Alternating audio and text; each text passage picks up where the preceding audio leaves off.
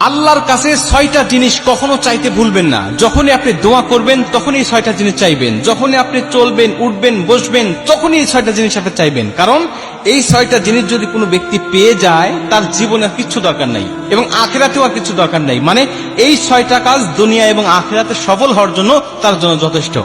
এই জন্য আপনি সবসময় উঠতে, বসতে, চলতে, ফিরতে এই ৬টা জিনিস আপনি চাইবেন। ১ নম্বরে আল্লাহর কাছ থেকে আপনি সুস্থতা চেয়ে নেবেন। সুস্থতা, শারীরিক সুস্থতা। শারীরিক সুস্থতা যে কত বড় নিয়ামত, এটা মানুষ অসুস্থ না হলে বোঝে না। মুসা আলাইহিস সালাম একবার আল্লাহকে জিজ্ঞাসা করেছিলেন, আল্লাহ, আমি যদি আল্লাহ হতাম আর তুমি যদি মুসা হতে, কি চাইতে বলো?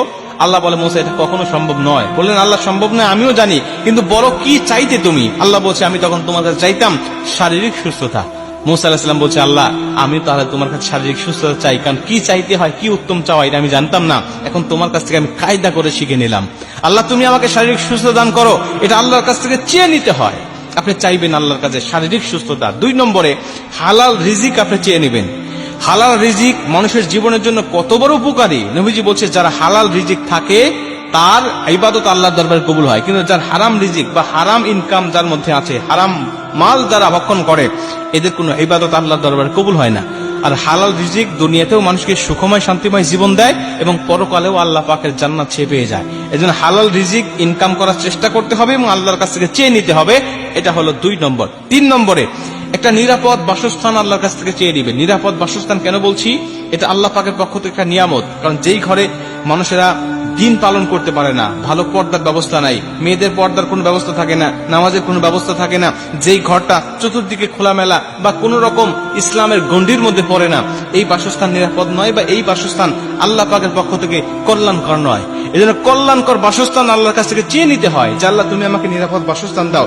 কারণ দুনিয়াতে থাকতে গেলে, দুনিয়াতে চলতে গেলে একটা নিরাপদ বাসস্থান মানুষের মৌলিক চাহিদার মধ্যে পড়ে এবং এটা খুব প্রয়োজনীয় একটা বিষয়। ৪ নম্বরে নেককার স্বামী অথবা স্ত্রী। সে যদি মেয়ে হয় তাহলে নেককার স্বামী চেয়ে নিবে, সে যদি ছেলে হয় তাহলে নেককার একজন স্ত্রী চেয়ে নিবে। কারণ নেককার স্বামী স্ত্রী যার কপালে পড়ে, যার থাকে, তার দুনিয়াটাও জান্নাতি সুখ মনে হয় এবং কিয়ামতের ময়দানেও সে জান্নাতে যাওয়ার জন্য তার জন্য সহজ হয়ে যায়। কারণ নেককার স্ত্রী সর্বসময় স্বামীকে দ্বীনের পথে চলতে সাহায্য করে। নেককার স্বামী তার স্ত্রীকে দ্বীনের পথে চলতে সাহায্য করে। আর বদকার স্বামী স্ত্রী তারা নিজেরাও বদকার, নিজেরাও জাহান্নামের পথে হাঁটে এবং তার জীবন সঙ্গীকেও জাহান্নামের পথেই সর্বসময় ধাবিত করে। এজন্য নেককার স্বামী স্ত্রী চেয়ে নিবেন। এটা আল্লাহ পাকের পক্ষ থেকে বিশাল একটা নিয়ামত। যার নেককার স্বামী স্ত্রী আছে তার দুনিয়াটাই জান্নাতি সুখ এবং শান্তিময় হয়ে যায়। এটা হলো ৪ নম্বর। ৫ নম্বরে নেককার সন্তান। ভাই, নেককার সন্তান যে একটা মানুষের জন্য কত বড় প্রয়োজন, যার বদকার সন্তান আছে তার কাছে গিয়ে জিজ্ঞাসা করবেন। নেককার সন্তান দুনিয়ার জন্য বাবা মার মুখ উজ্জ্বল করে এবং কিয়ামতের ময়দানে নেককার সন্তান বাবা মাকে নিয়ে জান্নাতে চলে যায়।